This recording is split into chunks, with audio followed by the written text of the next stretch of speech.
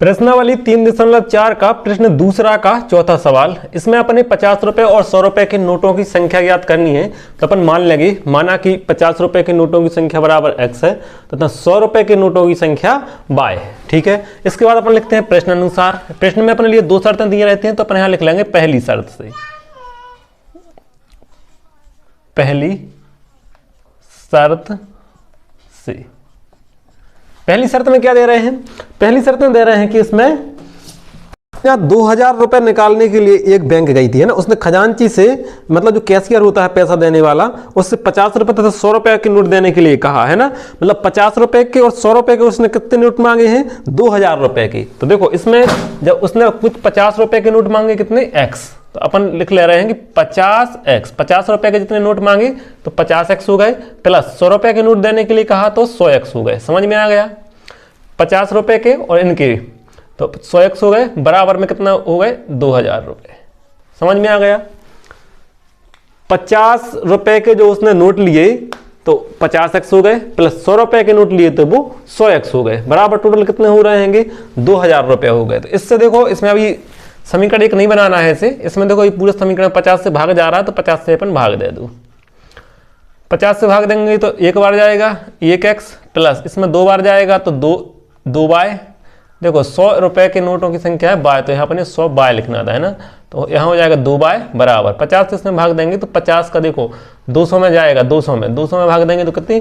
50 चौको 200, 4 बार चला गया और 50 शून्य 0। समझ में आ गया? तो इस तरह से यहाँ पर हो गया। इसे अब समीकरण नंबर 1 नाम दे देंगे। इसी तरह से पहली शर्त कंप्लीट हो गई। अब अपन लिखेंगे दूसरी शर्त से।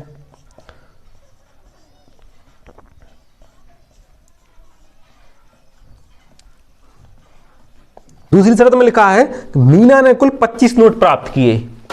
तो अपन ने देखो कुल 25 मतलब 50 रुपए के नोट और 100 रुपए के नोट मिला के 50 के नोट मिला लाए, और अपन ने जब 100 के नोट मिला लाए, टोटल अगर दोनों अपन जोड़ दें तो कितने नोट हो रहे हैं? 25। समझ में आ रहा है ना?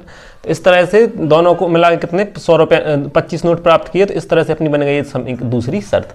समझ में आ गया?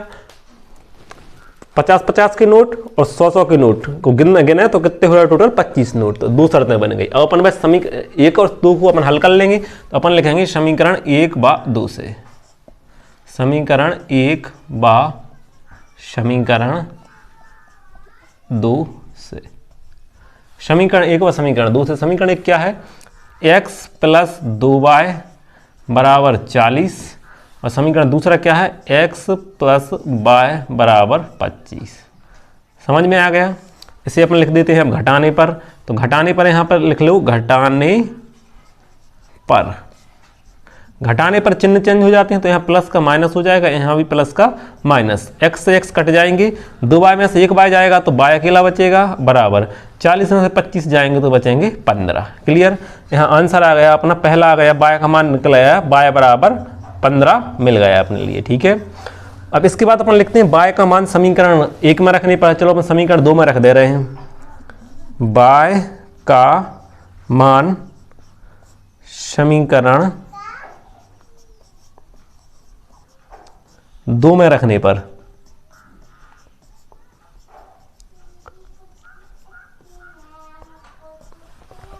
समीकरण 2 देखो, ये है अपना समीकरण 2। x लिखा, प्लस का चिन्ह y की जगह क्या आ रहा है? 15, तो 15 लिख लिया, बराबर का चिन्ह 25 लिखा है, 25। क्लियर? इसके बाद अपन 15 का उस तरफ पक्षांतर करेंगे, तो यहाँ बचा रहेगा x, बराबर का चिन्ह 25 लिखेंगे, और 15 उस तरफ जाएगा तो माइनस का हो जाएगा। x का x लिख देंगे, बराबर का चिन्ह, और 25 में से 15 जाएंगे तो बचेंगे 10। क्लियर? तो इस तरह से निकल आया ये x का मान। जब x और y के मान निकल आते हैं तो फिर अपन a लिख देते हैं अतः, है ना। माना की जगह लिखेंगे अतः 50 रुपए के नोटों की संख्या। तो अपन ने यहां लिख दिया अतः 50 रुपए के नोटों की संख्या बराबर कितनी हो जाएगी? बराबर में x लिखा है तो x का मान लिख दो। x कितना है? 10, तो अपने यहां लिख दिया 10।